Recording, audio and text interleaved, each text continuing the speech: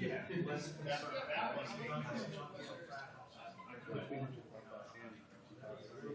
Chair sitting next to you, please. He wants to.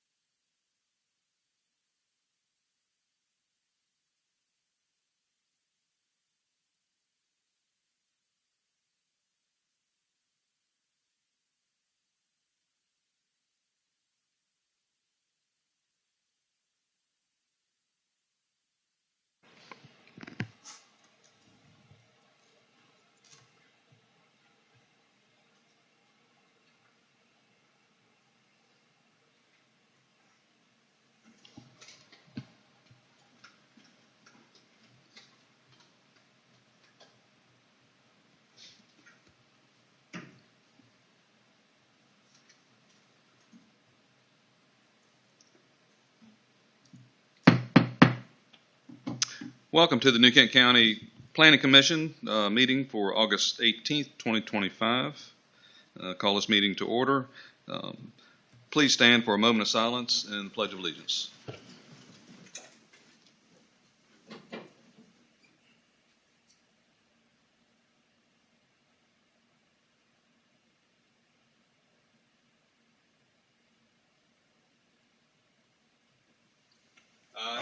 I pledge allegiance to the flag of the United States of America and to the republic for which it stands, one nation, under God, indivisible, with liberty and justice for all. Everybody else? He's kind of messy. Thank you. Now for a roll call, Mr. Ryder, please call the roll for us. Ms. Townsend, Here. Ms. Johnson, Here. Mr. Moyer, Here. Mr. Dombrowski, Here. Ms. Thomas, Here. Mr. La Rochelle, Here. Dr. Schmidt, Ms. Rose, Here. Reverend Hathaway, Here. Mr. Bennett, Here. Mr. Davis. Here. Thank you, Mr. Ryder. We have a quorum. Now for the approval of the minutes of the July 21st, 2025 meeting. Does any of the commissioners have any corrections?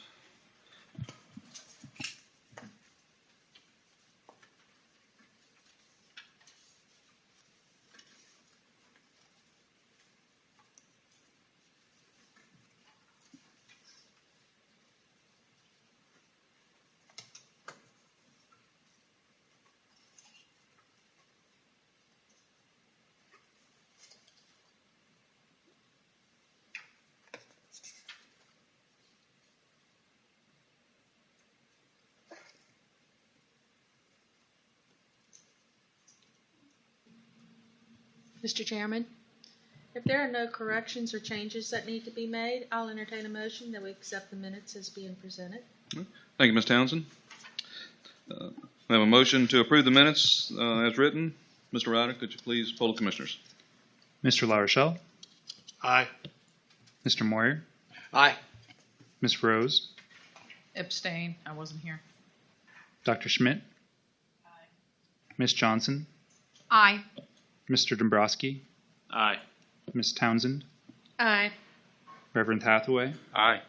Ms. Thomas, Aye. Mr. Bennett, Aye. Mr. Davis. Aye. Minutes are approved as written. Now on to the citizen comment period. Being none, we'll close the citizen comment period. Any presentations from staff? No? All right. No presentations.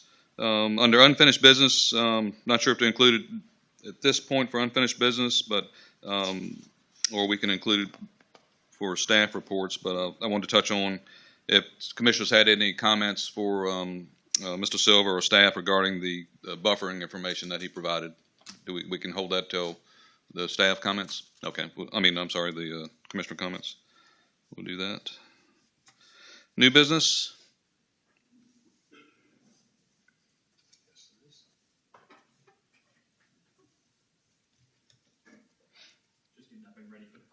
Gotcha. Okay. Fooled us, Mr. Silver. Yep. That's something else too. All right. Now on to public hearings. We do have one public hearing tonight. Application ZM0125, Madden New Kent LLC, and I'm going to turn this over to the public hearing chair, Ms. Rose. Thank you, Mr. Chairman. Good evening, ladies and gentlemen. Tonight we have one public hearing for us. Each has been properly advertised for tonight's consideration. Let me take a moment to review the procedures that we will use for tonight's hearing. Each public hearing will be considered separately. Staff will give a brief overview of the hearing that is before us. The sponsor of the case will be given an opportunity to make a presentation. Commissioners will be given an opportunity to ask questions of the sponsors or staff for clarification purposes. I will then open the citizens' comment portion of the public hearing and receive your comments. Sign-up sheets are located on the desk by the front doors of the admin building.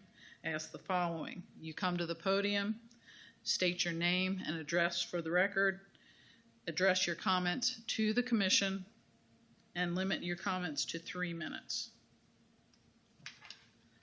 I'll now open the public hearing for application ZM-01-25, Madden New Kent LLC. Thank you very much, and good evening, members of the Planning Commission. My name is Patrick Silva, for the record, Principal Planner with the Department of Community Development's Planning Division, and again, here this evening to provide an overview of a rezoning request submitted by Matt and New Kent LLC to rezone a 289.1-acre parcel identified as Tax Map 32A-1 from economic opportunity to industrial. A voluntary proffer statement has also been submitted with the application. So a little bit of context first. The intent behind this rezoning is to expand upon the uses which are already allowed by right in the economic opportunity zone, such as warehouses, distribution centers, et cetera, while simultaneously shifting away from smaller scale retail and individual consumer level uses traditionally associated with a business style zoning designation. So for example, several uses commonly associated with distribution, warehousing, and general industrial uses such as trucking and freight terminals are not permitted at all in the economic opportunity zone while being permitted by right in the industrial zone. So Article 20 of the County Code provides for a flexible and adaptable zoning methodology by allowing an applicant to request for a change in a parcel zoning designation through a conditional rezoning, so whereby a zoning classification may be allowed to be changed to another subject to certain conditions proffered by the zoning applicant for the protection of the community, and these would be things that are not generally applicable to lands of a similar zoning designation. So proffers such as those that have been offered by the applicant with this request are intended, again, to mitigate any of the potentially undesirable impacts which have the potential to emerge as the result of the proposed rezoning. So with the context of the rezoning and the proffers provided by the applicant in mind, I've got them up on the screen here. I won't go through them one by one, but if you do have any questions at the end, please feel free to raise them. With the context of the proposed rezoning and these proffers, the county is supportive of the proposed rezoning, largely due to the property's existing by right development potential, remaining, relatively speaking, unchanged between the two designations. However, there are a number of important considerations relating to the request that staff would like to highlight as part of this presentation. I'll first start with regarding traffic impacts. The traffic impact memorandum provided by the applicant with their application does show that the proposed rezoning from economic opportunity to industrial would actually work to decrease the overall traffic volume potential. With the vehicle trip potential, so these would kind of be consumer vehicles, think your standard passenger vehicles. These type of trips would be significant, the potential to, in terms of generation between the industrial and economic opportunity zoning designations, when compared, the industrial zoning designation would actually have a significantly lower trip generation potential for these type of vehicles when compared to EO. In terms of heavy trip vehicle potential, they would remain relatively similar between the two designations. As I mentioned earlier, the economic opportunity zone does allow for a lot of industrial style uses already, such as warehousing and distribution centers, which are some of the highest trip generating type uses. Furthermore, both the county's Department of Transportation Development and the Virginia Department of Transportation did review the application and expressed minimal concerns in relation to potential traffic impacts stemming from the proposed rezoning, and acknowledged that the traffic projection methodology and conclusions that the applicant used and came to were sound. So another sort of important consideration here, in their own review of the rezoning request, the Department of Public Utilities did comment on the critical need to account for water availability in relation to future development in the Talliesville area. Of course, in order to ensure that adequate water service can continue to be provided, and as such, to attempt to mitigate some concern around this, the applicant did include in their proffer statement, as can be seen here, the applicant did proffer out a number of uses that are deemed to be sort of water intensive or sort of generally undesirable considering the envisioned future development pattern and existing development in this area, just to ensure that maximum compatibility can be adhered to when the site is fully built out. So in terms of other key considerations I wanted to highlight, in their review of the application, the county fire department commented on the potential impacts of a rezoning to industrial and how a proliferation of industrial uses has the potential to lead to higher rates of things like worker injury, increased fire and explosion potential, and other similar public safety implications. On this point, staff believes that due to the significant overlap of the by right uses in both economic opportunity and the industrial zoning designations, again, such as warehousing and distribution centers, the change to industrial zoning is unlikely to encourage the substantial proliferation of such uses beyond what would otherwise be the case in the EO designation. But to assist in managing any potential increase in public safety load or demand, the applicant has also proffered a voluntary contribution of $10,000 to the county to be used for general fire and rescue purposes.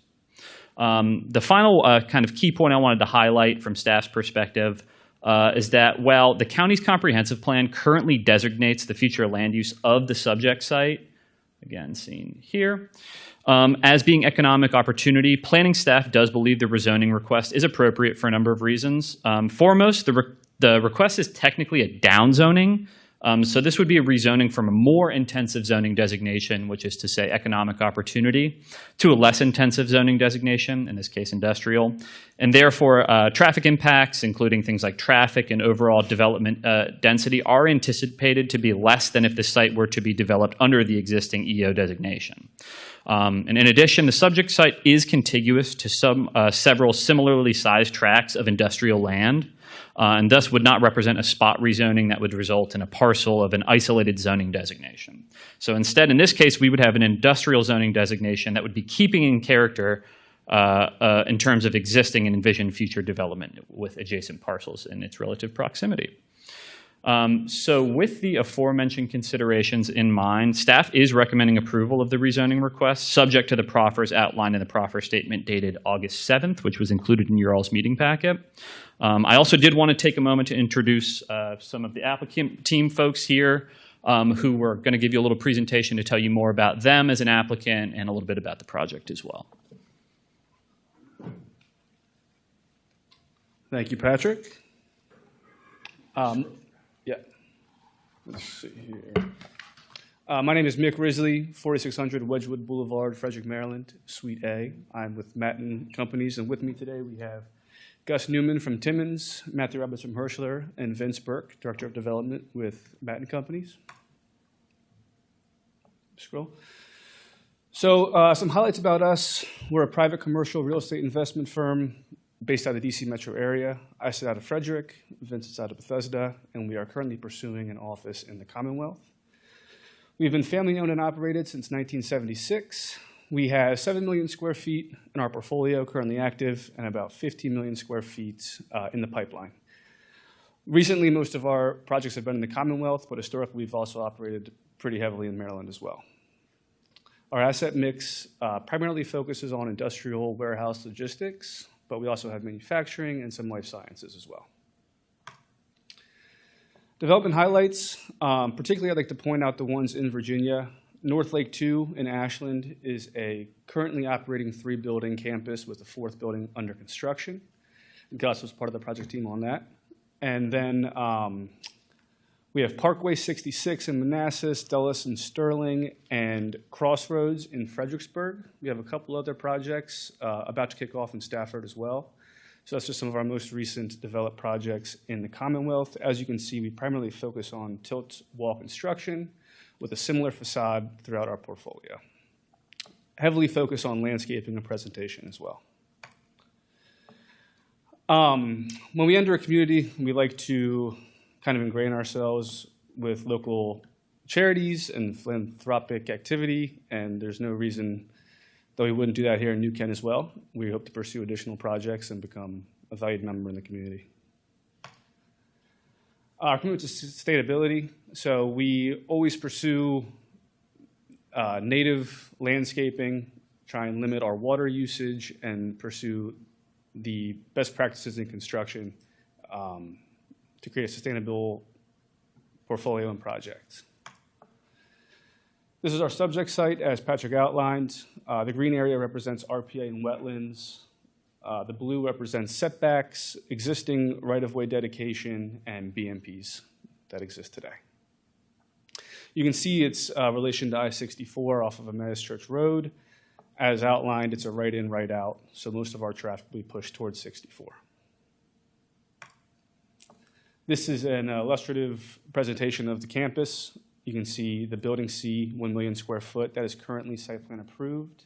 The other 3 buildings are speculative and not designed yet, and will shift based on market demands. But you can see proximity-wise to AutoZone, Target, and the future Buc-ee's and the interchange improvement. Our proffers, as Patrick went over. Oh, I'm sorry, I'm going to go back. How do I do that? Previous. Do you want to take these, Matt? Thank you.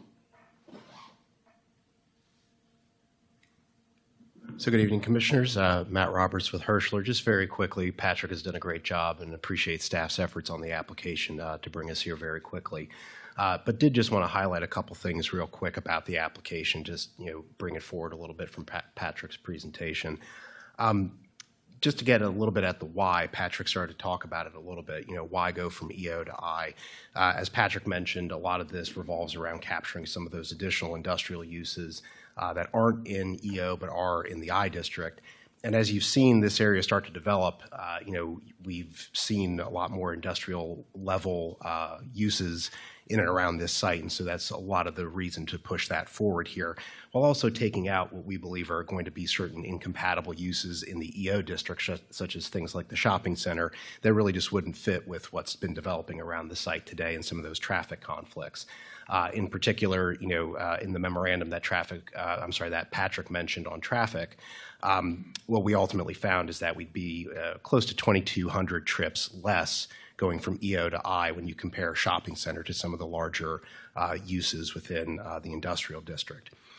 As Patrick also mentioned in our proffers, we're also going to be, I'll touch on that in a second, we are going to be proffering out, so to speak, certain other incompatible uses, certain high water and sewer uses that do exist in the industrial district, and that's based on discussions with staff at DPU and planning. And last but not least, we ultimately think that, as staff has found as well, this rezoning is going to be consistent with and be compatible with your planning goals for the area, both in terms of the new industrial and commercial development that's rising up all around us. And really that has a benefit for the citizens of New Kent in the end by expanding your tax base, taking some of that pressure off of local citizens and putting it into the commercial and industrial area.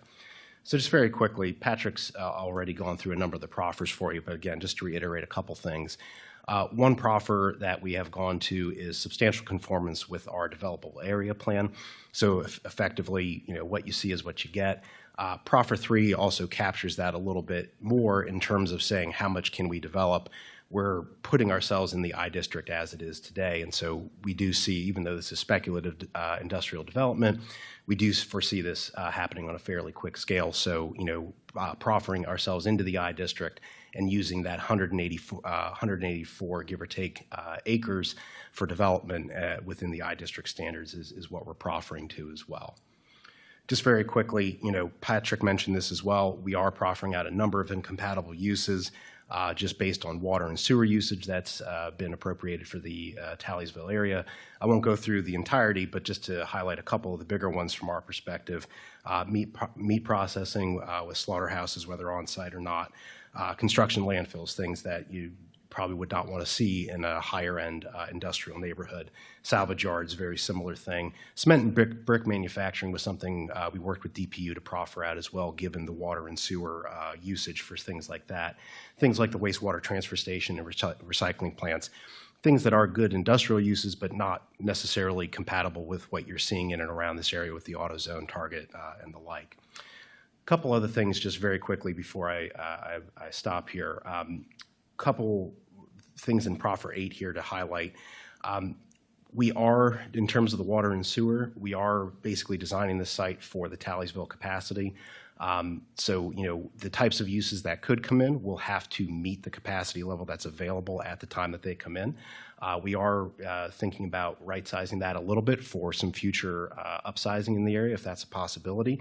But the upshot of Proffer 8 is that we will be designing, constructing, and ultimately handing over a wastewater pump station infrastructure at our cost. So that is something that is being developed for this site by the applicant, and ultimately is not going to be a cost that comes out of the county's coffers to support this development. So it is a self-supporting site.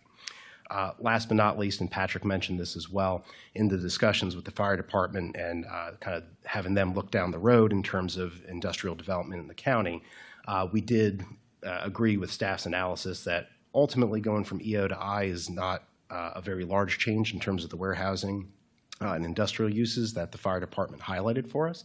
But nonetheless, we understand the concern, and so as Patrick mentioned, we are proffering to a $10,000 contribution at the time for a certificate of occupancy on this site. And as Mick mentioned a moment ago, we are already site plan approved for one of these buildings, so that is in the not so distant future for the county. And again, ultimately something that goes into the county's coffers is not coming out of the citizens' tax dollars. So with that, we very much appreciate the commission's time. We're happy to answer any questions that you might have. Thank you.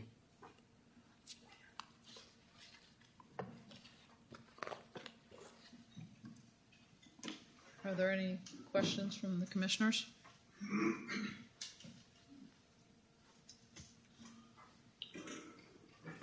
Madam Chair, I'm not sure who the best person for this, but either Mr. Roberts or Mr. Silva. There was mention in both in the statements rendered tonight and the proffers that the idea was to forego the uses that you may see in industrial zone land that are more water intensive. As I went through the industrial zone land, there's two of them that stand out to me that seem to be highly water intensive. One is a distillery, and the other was a microbrewery. Were any discussions had on maybe eliminating that, or is that something the applicant is actually looking forward to have incorporated in this land? Mr. Roberts might be able to speak to some of the applicant's side of thinking. With respect to those two specific uses, those were not necessarily identified as chief concerns. There is a distinction in terms of distillation uses as well. The more water intensive of the two, as I understand it, the distillation of ethanol from grain, is something that already requires a CUP in the industrial zoning designation. So that's something that would have to come back to the Planning Commission and Board of Supervisors in order to get approval. While distillery associated with like kind of distilling alcohol is something that's permitted by right, but that was not something that was specifically highlighted as a chief use concern in terms of our discussions around proffered uses. Mick Risley again. I will say we don't have any of those uses in our portfolio currently. We didn't want to restrict ourselves from it. That being said, we are aware of our water capacity at the site, and if use would not be able to operate within the water capacity available, then obviously they wouldn't be a good fit for our property. So in essence, in looking at this property, you've kind of identified how much water is available to each individual site, and whether or not that use just to occur on those individual sites depends on how much water they're going to use versus what's allocated to that. Correct. We did a study with staff, and we determined the total amount of water available, and we will work within that parameter to kind of market to tenants and specific uses. Thank you. Madam Chair. Yes. And another question for you. So what's the maximum, at this point in time, as far as your master planning for the site, the maximum square footage build out you anticipate? Right now, roughly, it is 1.9, I believe. 1.9 million square Across how feet. many buildings? 4. 4. Yeah. We are maintaining some flexibility with that, but right now, kind of that's what we've underwritten as a baseline. And currently those easements that we previously saw, that no action, nothing's to be taken on that unless there's further development beyond your site, I guess more for, a staff question, but to any adjacent properties. That easement we saw. Yeah, so those were easement reservations that are coming off of the cul-de-sac that's used to access the Building C site to potentially accommodate future development or road network connections down the line. And that would certainly have to cross the swamp there or the low ground there. So. Yep. There, with the swamp, there is a grant that has been given to study the ability to cross that swamp, because right now, that's also zoned industrial. So at the end of that one road is where the possibility to another road would go. And also the easements for properties underneath this was that the easement would not be needed between buildings of the same owner. So they would need to have an easement between the 4 buildings. Okay. Mike, would you be able to swap back to one of the presentations?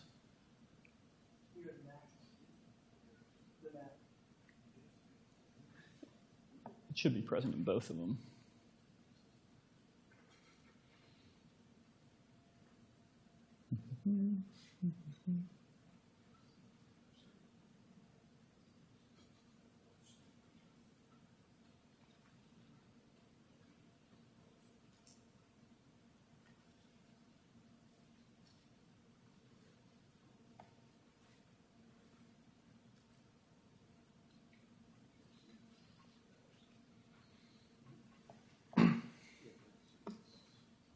There we go. Thank you, sir. There you go.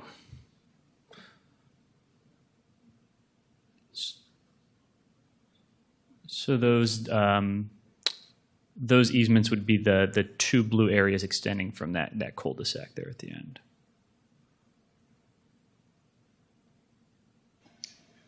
And Mr. Silver, where it splits, is that accessing 2 different parcels or just leaving options open?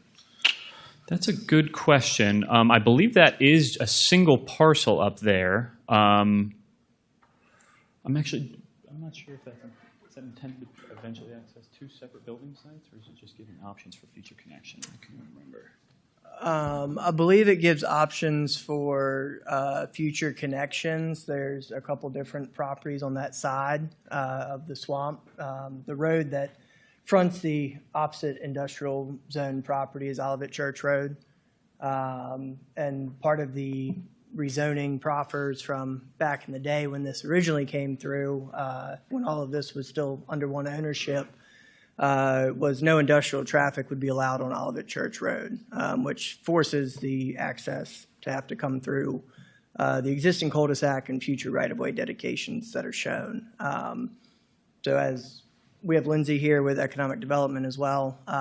She's been working with Amy Inman, our Transportation Development Director, on some of the grant applications for future or feasibility of that future roadway extension. Yeah.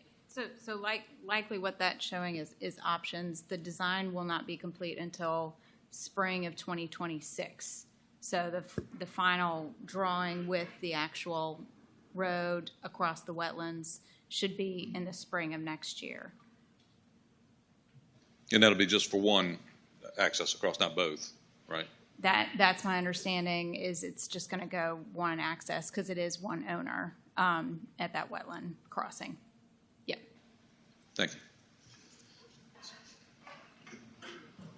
Madam Chair, Mr. Roberts, you mentioned that it's fairly quick pace or fairly quick scale. I presume that's you're predicting a timeline for how this would come to being 100%.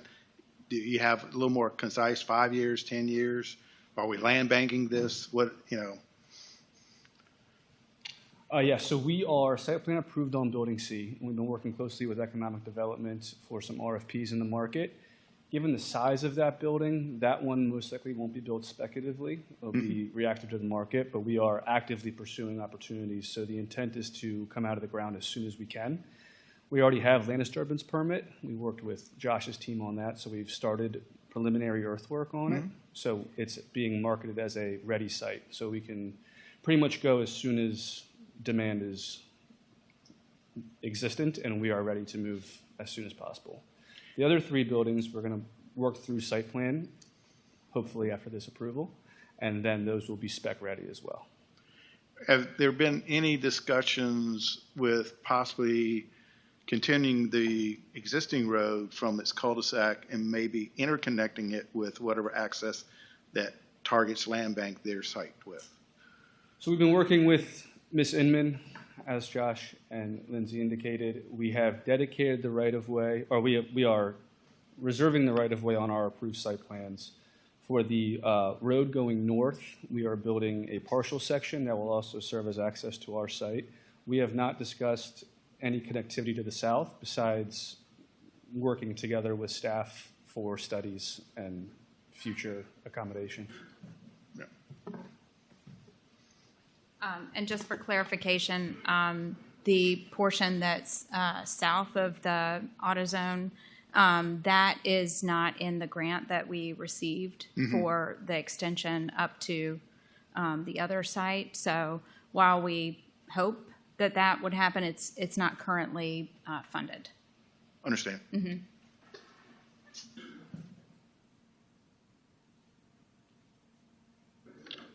Madam Chair. Looking at the trip generation report that you provided, comparing the traffic that could be generated under EO versus what would be generated likely under the proposed zoning, I want to make sure I'm reading this right. For AM peak hour, 647 trips, and for PM is 892 trips? Is that what you're projecting for if you get the industrial? And I presume that most of those would be tractor trailers? Can you repeat those numbers? Which ones? I'm looking at this table 1 and the trip generation report at the back of the package where it talks about proposed zoning during the AM peak hour total and the PM peak hour total. Does that represent 647 tractor trailers coming in the morning during the like? What do these numbers mean? 892 in the afternoon? Those are not necessarily all tractor trailers. Those are just trips. So that could include passenger vehicles, small delivery vans, tractor trailers, everything.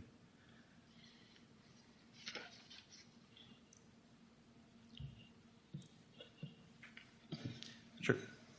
Well, I guess, Madam Chair, I guess as a follow-up to that, is there a ratio that's applied to trucks or other vehicles?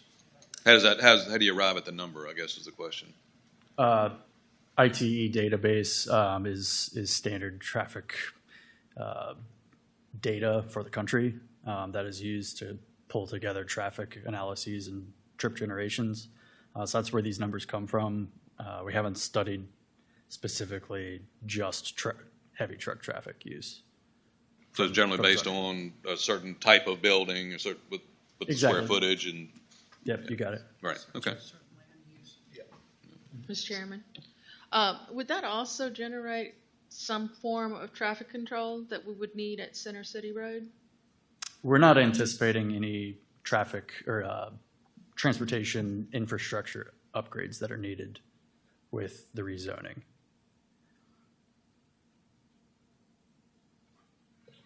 So, Madam Chair, the for your development plans occurring kind of simultaneously with 64 widening, with a diverging diamond that's going to go in that interstate exchange is going to be rebuilt, Buc-ee's, I mean, all these things hitting simultaneously. That's my concern. Is that how will you accommodate those traffic numbers while that exchange is under construction?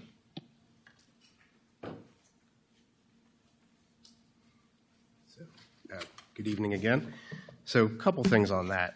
One, I think, is again, the distinction from going between EO and I from especially heavy truck traffic. If you look a little further down in the memo, it's not a real discernible difference, what you could do by right to now. So in a sense, what the county has already planned and zoned the area for is kind of taken into that background condition. I think importantly too, what we've described here is mostly a downzoning from a traffic perspective. So taking what you could do in EO and putting it in I actually generates a little over 2,000 less trips. In terms of that interchange improvement, that's something that, as I understand it, the county and VDOT have funding for at this point. There's been a grant through the governor's office as well. All that would have taken into account all that traffic going on both within this site and projected for the future. So really, what's going to be happening there in terms of traffic and the design of that interchange would have taken into account the county's land use planning. There are laws in the state requiring that VDOT and the county marry up their transportation planning on these points. So, without having gone into specifics for that area and all the background, because candidly, when you go from higher traffic to lower traffic, both VDOT and the county say you don't have to produce a full memo and study all the intersections and things like that, which is why you have the simple traffic memo that you've got. Last thing, again, that we would point out is this area in City Center Court is already designed as a right-in, right-out. So this is designed specifically to push that traffic up to the 64 interchange. Really, there's no reason for any of those trucks to go beyond that interchange. There's nothing up there for them to hit. They're trying to get to the interstate. There's no reason for them to be going down to Route 60 as well. So really, the full totality of those circumstances is it's built into the background conditions for the site. What VDOT and the county are planning at that interchange is dependent on what the county was foreseeing for this area already. We're not changing a lot about that, and end of the day, how City Center Court's already designed helps to push that traffic directly to that interchange. So I hope that's helpful.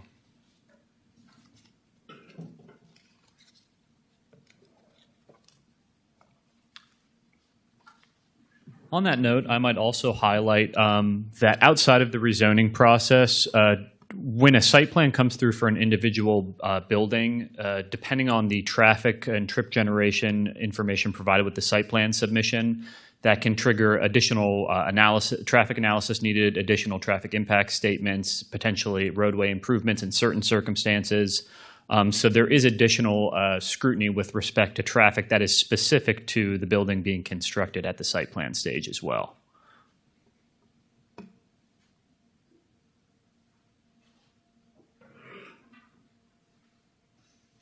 Any other questions from the commissioners? Hearing none, I will open the citizens' comment portion.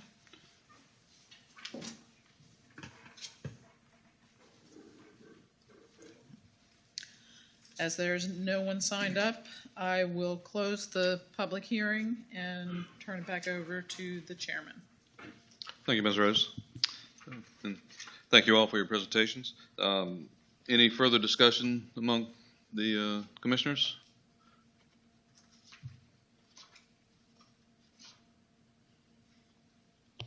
Mr. Chair, I'm just kind of pleased to see a substantial regional mid-Atlantic group take an investment into New Kent County, to be honest with you. And it sounds like they were listening and dialoguing with the staff pretty well and got to know what we need to do. So I welcome them.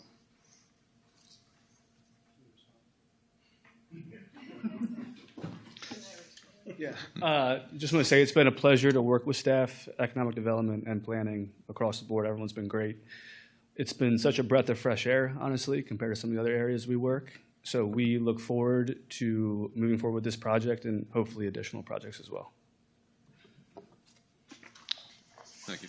Mr. Chairman. Robert? Has there been any input from any adjoining property owners? Have you had any comments at all?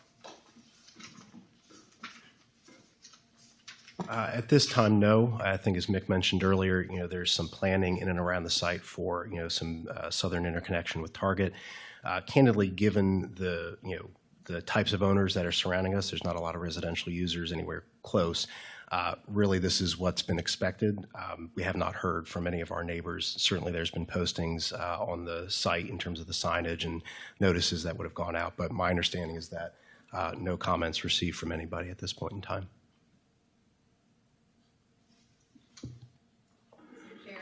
Yes, ma'am.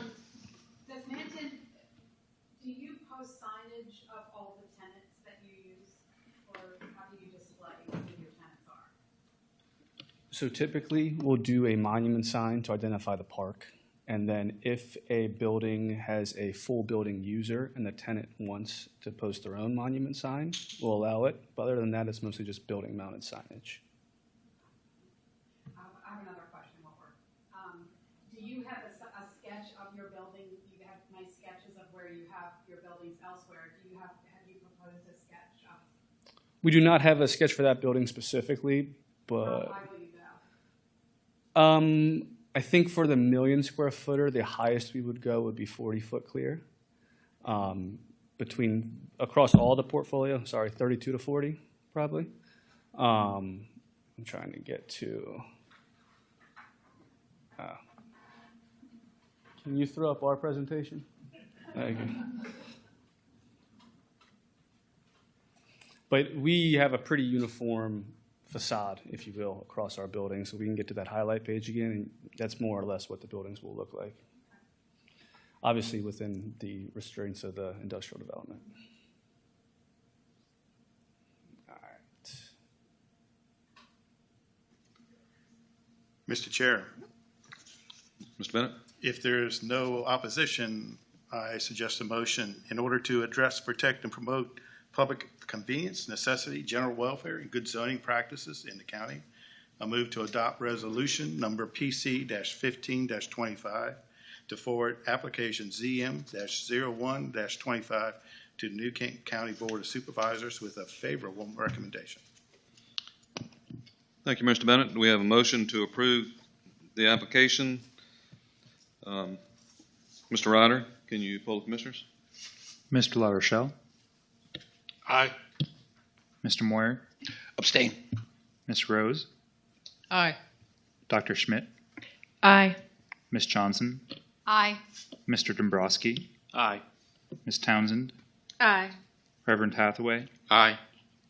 Ms. Thomas, Aye. Mr. Bennett, Aye. Mr. Davis. Aye. Motion carries. We approve the application and we'll forward this to the Board of Supervisors. Thank you all very much. Thank you.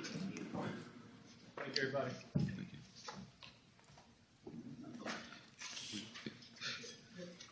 All right.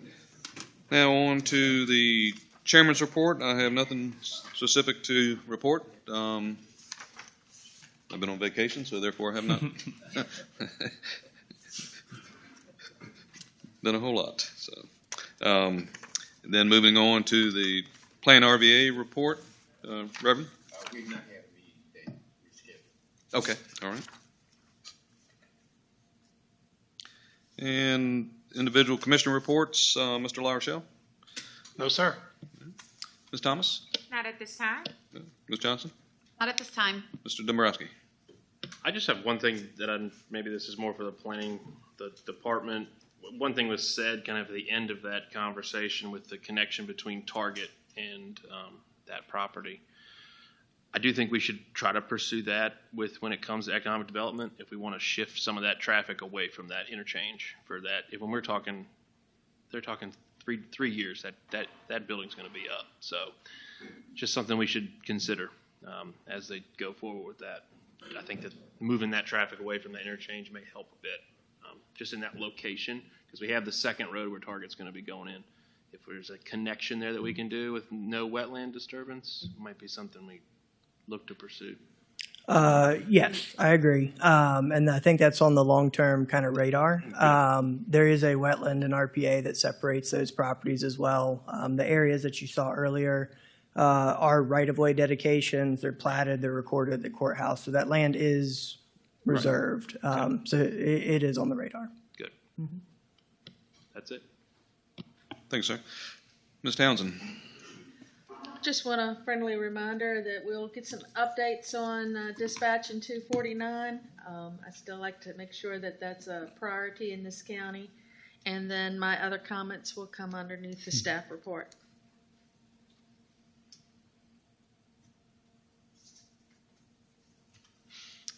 Reverend Hathaway. The Housing Affordability Committee, we're pretty much where we were last month. We're still in the process of trying to narrow down and come up with approximately 3 options that we can present that are feasible. Right now, what we're talking about, I'm not so sure we're there yet. Thank you, sir. Dr. Schmidt? No. Mr. Bennett? Offer you good luck, Reverend Hathaway, on that endeavor. I have nothing for you, Mr. Chairman. Ms. Rose? Nothing at this time. I would like to hear an update from staff on the rezoning, the zoning ordinance rewrite process. Mr. Moyer? Yes, a few things. One, the Board of Supervisors approved Mr. Phelps asking for a lenience on the his building in Providence Forge. And they approved it with also the addition of, if he would change the asphalt, if he would actually pave it, that he would get a water study and do what we asked him, you guys asked him to do. So that's a report from the Board of Supervisors. There will be a Board of Supervisors work session on the 29th. The one thing will be talked about is the one attainable housing.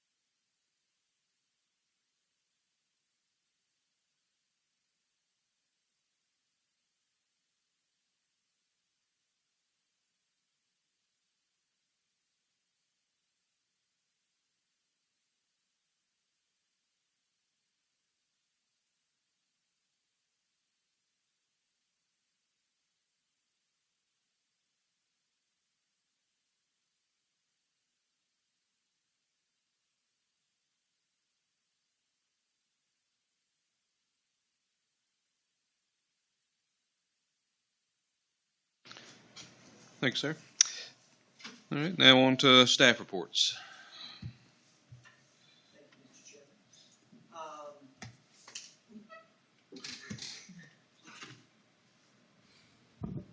All right.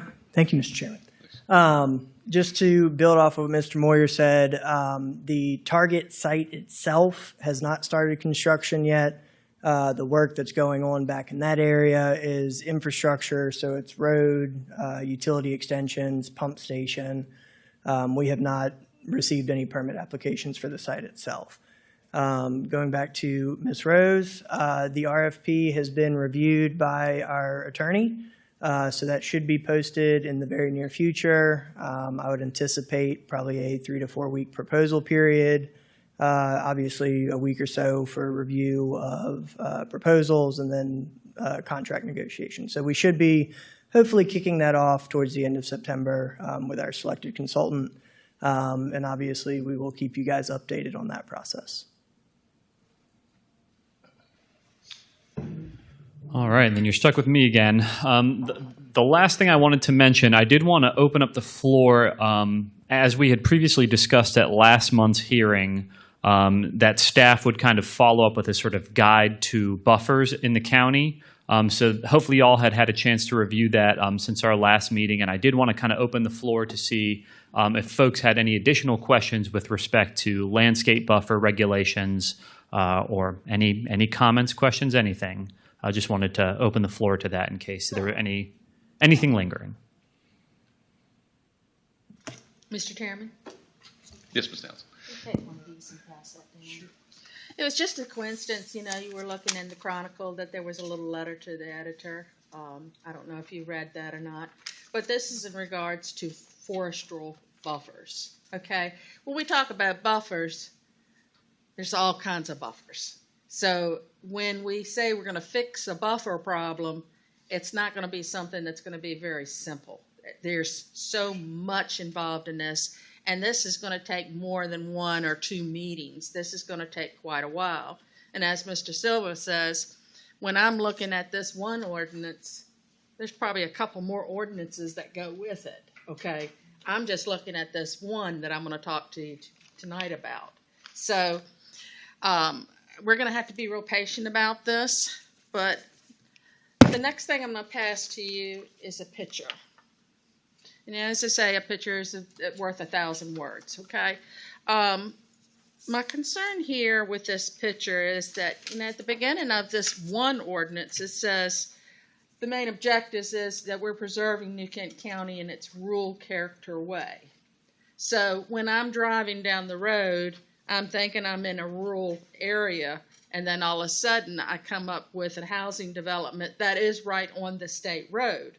So therefore, with the distance, and if you'll notice the picture I'm showing you, I'm in the car driving. So the ditch line is basically right there. So the property line has not been determined yet because they just have the sediment cloth down. So we really don't know where the property line is. So there's a question there, how much buffer can you put there? Now, the concern's going to be is somebody will say, well, put a loblolly pine tree up. Okay, but a loblolly pine tree is not a buffer. It might buffer the top, but it's a little skinny pole right in the middle. So it really doesn't do that much help to keep the character of the rural area. I went through this buffer, and I'm trying to get some clarity on it. One, that they kept using the word a visual buffer, okay? I wasn't quite sure what a visual buffer is, because if I'm looking at a buffer, I want a dense buffer. So a visual buffer could be just, it's got a real pretty bush, but it doesn't really cover what I want covered. So that would be one thing that I would like for them to take a look at. Also in the section C of this area, it talks about the setback of the property. Well, in this property, it says that there's a minimum of 35, a 50, a 75-foot width of buffers. But when it mentions it in here, do you still have enough room for setback? So you have to kind of know what the setback is in order to put the buffer in. So somehow we got to sort of tie the two together to say, okay, if you have a 35-foot buffer, how big is the setback? Can we fit 35-foot buffer into that setback? According to the picture that we're looking at, I don't know that you could put a 35-foot buffer with this picture without it being at the back porch. And like I said, a picture is probably worth more than what I'm trying to explain to you. So you really need to look at these developments and sort of kind of get the idea. Back when Mr. Johns brought the development in and we looked at the PUD, which was some years ago, okay, we sat down and we had conversations when this development was being processed. And I am sure at that conversation, we talked about 100-foot setbacks from the main road, that the development would be brought in, okay? Somewhere in the time structure, that sort of changed, and I don't know quite when, so I would like to ask the planning department if we could find out what the actual setback is, and then where did that number come from? Because even if it was 100-foot or 50-foot, I would have been happier, but the amount of setback here, I don't think is probably acceptable. Let's put it that way. The other things that I wanted to take a look at, zoning administration they might be able to reduce the planting if a larger tree was brought in. But my concern too is just because you're bringing a larger tree in, does that tree take care of what I want it to take care of? Does it take care of the width that's eye level? So again, the planning department's going to have to know sort of what trees are we talking about, what plants. Now, I would like to pass this information on. When I did my studies with plants, we had to know deciduous trees, we had to know lime trees, we had to know just whatever landscaping trees are. So I have examples of these trees. But also when you're looking at trees, we need to be careful too that are we looking for a vase type landscape? Are we looking for an upright landscape? So therefore, I got information that I'd like to submit to the Planning Commission as well as the different types of shapes. And I think that needs to be specified because I think people, when they're doing these drawings, the architects are not landscapers. So all they know is to go on the computer, let me try to find a tree right here, and they stick it in. But that tree might not necessarily fit because one, you need to know what the soil's like. One, you need to know how much sun you have. Another would be, does it appropriate in the zoning where we're planting these trees? So quite a bit of information right there would be helpful too. And then it says in this section E, who's monitoring replacements of dead trees? Do we actually have somebody from the planning department that kind of goes out and monitors subdivisions for some of their buffers to see if things are being taken care of, or do we just wait till somebody complains?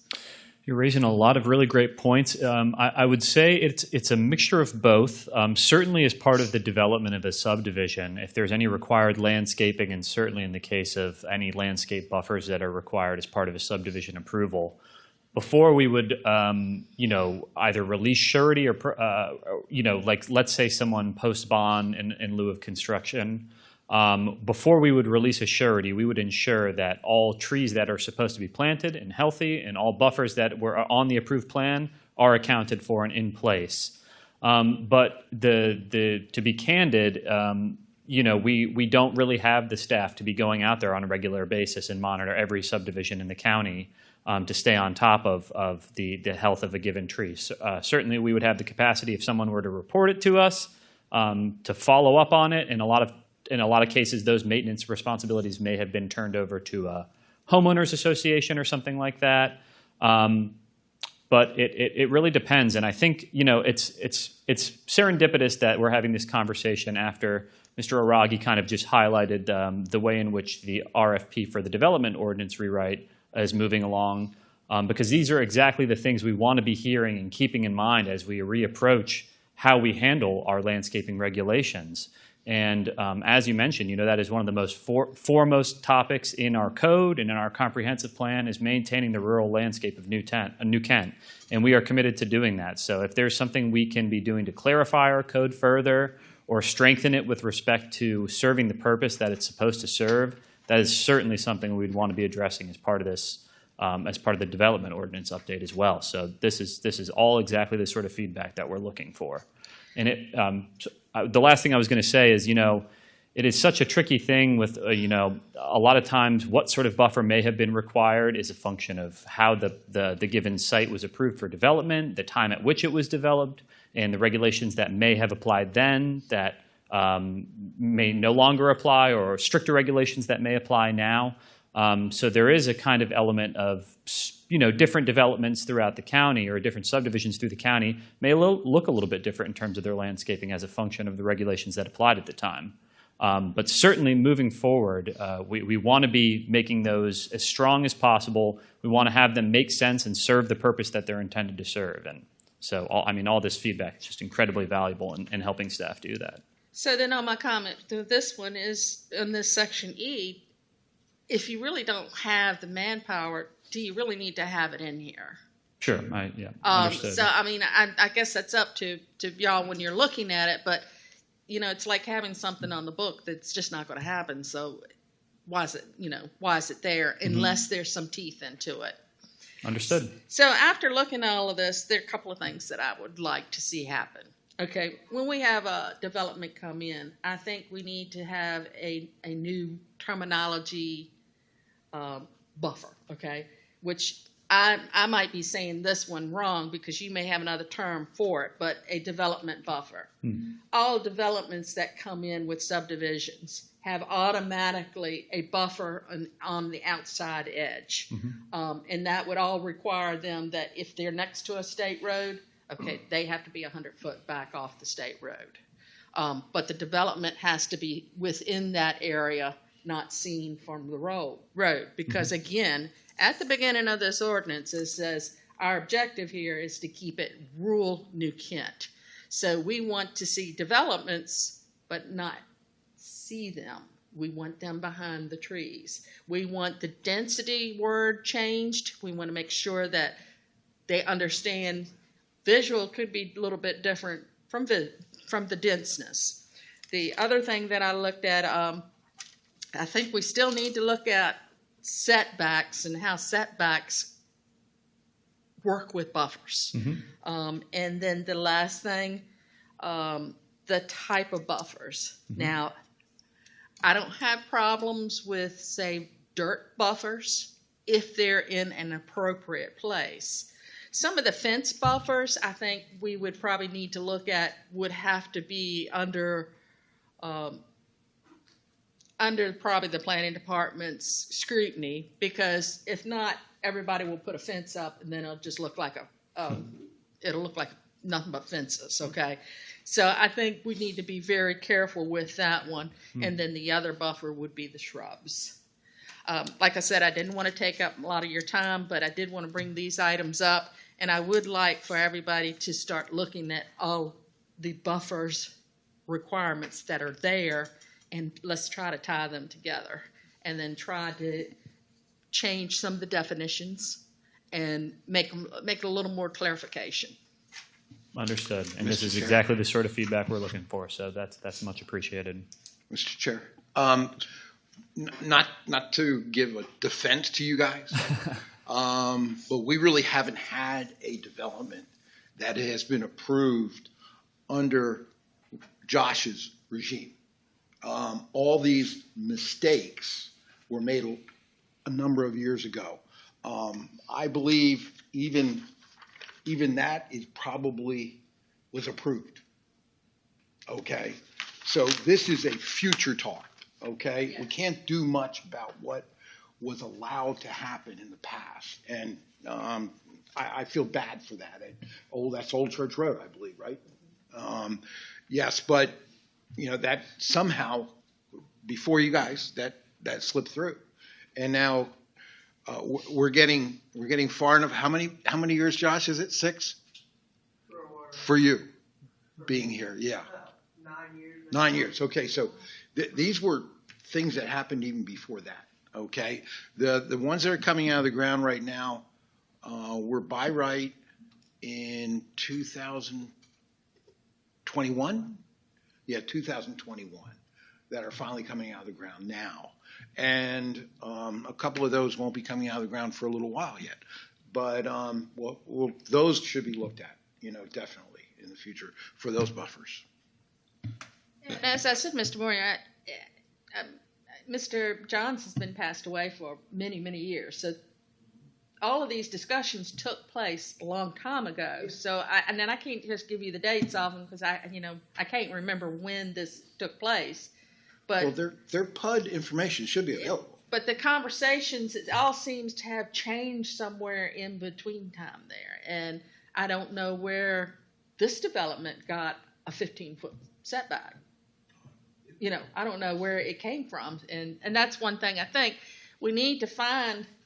We need to know what our mistakes were and find out where it came from and then fix it so we don't do it in the future. Understood. And one thing I might offer on that topic is with respect to a sort of ongoing mutual education. If any of amongst you are out and about and see something similar to this and have a question of how did this happen? Is this compliant? Why does this look like this? you can always reach out to us as staff to have that conversation about, specific examples you might see out in the county. We would be happy to look into that for you and have that conversation, so we can learn what went wrong, what went right, what we want to emphasize in the future, and just make this code as strong as possible. And I'm sorry, Ms. Bennett. Sure, go ahead first. I'm sorry. So in regarding this particular case, and if there's a violation of the ordinance regarding buffers in this particular case, the enforcement of that would not occur until, or at least at the time of CO is issued, right? When would enforcement of a buffer be enforced on a parcel? So certainly, if we are at a sort of initial plan review stage, we as staff are paying very close attention to make sure that those buffers are represented in full, as they should be on the plans. And then as we conduct site inspections, if something is different from the code compliant plan that may have been approved, that's the point at which enforcement would begin, and we would try to bring them into compliance with the approved plan that complied with our regulations. Or a CO can be held until it's compliant. In the case of landscaping, that might be related to a site plan. Yes, absolutely. We could hold up, before we would issue any sort of CO, zoning staff, building development staff, we're all going out to make sure that our respective scopes of review and improvements associated with them have been done correctly. And if they weren't, then we would certainly withhold the CO until they were compliant with the plan. Absolutely. Thanks, Ms. Bennett. Mr. Silva and Mr. Townsend, is this a little bit broader topic than can be handled by just one or two individuals? Is this something that should maybe go and be examined by an advisory committee or something of that nature? It's very detailed and it's very wordy, the zoning. Okay? I understand that, yeah. It needs to be dumbed down, so that you can understand it. Because, as I read it, and I play with plants all day, but, as I read it, I'm still not quite understanding what their message is. I'm just looking, just my knowledge of what the staff does already. And, but it seems like to me it's more than it maybe put our staff stretched out a little bit. So that's why I'm suggesting maybe an advisory committee or some of just 2 or 3 people, not 12 or 14, that could maybe help resolve this, bring it to a little more conscious or concise element. So I think the intent with the development ordinance rewrite, because we would probably try and capture this with that overall rewrite so everything flows together, would be to have small kind of work groups on particular sections of the proposed updates to the code. Staff certainly understands wanting to put the code in more layman's terms and get away from kind of the legalese nature of how it reads, so that way everyday homeowners can understand it. And hopefully you guys can kind of see that with the accessory structure amendments that came through. We tried to clarify definitions. We tried to kind of make that understandable to everyday homeowners. So I think, and we're still kind of working through what the setup of that rewrite process will be. But I would certainly expect some targeted kind of stakeholder groups to garner input on certain sections of the code. So obviously, Ms. Townsend, that interests you, so we will keep you in mind for that. Okay. Mr. Chair, I'm sorry, you done? Yes, sir. Okay. So the discussion so far has mainly focused on developers, not, either plans being approved that don't comply or developers possibly not delivering. What if a developer delivers and then homeowners encroach on common areas or, HOA, whatever it may be? Where does the responsibility, what is the HOA responsible for? Would they kind of go after the HOA? Does it kind of go after the homeowner? How does that work? That's a great question. It really depends on what the context is. PUDs might have more specific regulations, for example, for how that's structured versus what our just blanket requirements in the code might be. Certainly we would. So you're saying what would be the case if, for example, a subdivision were to be developed, there was a buffer that was established or some sort of open space area, and people began to use it as part of their own property or something Correct. like that.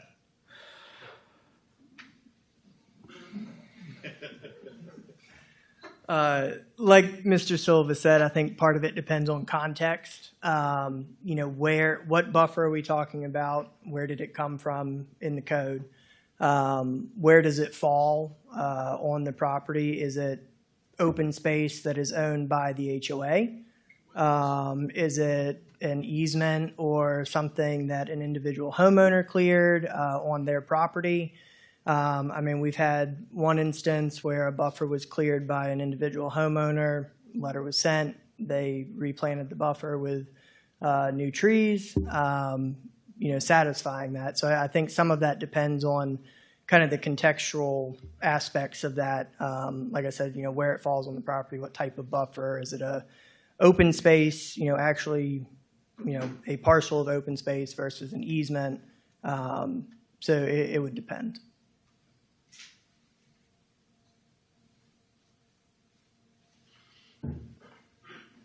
Any other questions for staff or anything else to report? I know we kind of hijacked you a little bit there. So No, not at all. Please, like I said, this feedback is exactly what we're looking for as we enter this development ordinance process. So this is all super valuable and much appreciated. Well, we appreciate y'all's work and all the research. I know you've been providing a lot of details and digging into the ordinances. So any other comments from commissioners or? I did not answer Ms. Townsend's question.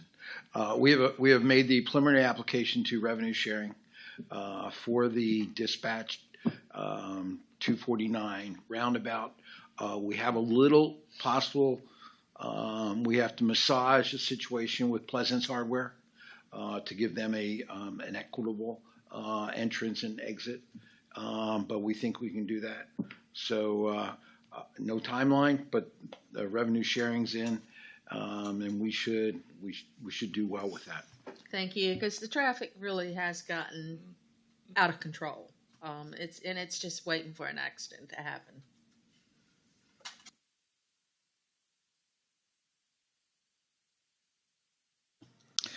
All right. Well, thank you all. The next commission meeting will be September 15th, 6:30 in the boardroom. Do I hear a motion for adjournment? So, thank you, Ms. Townsend. We are adjourned.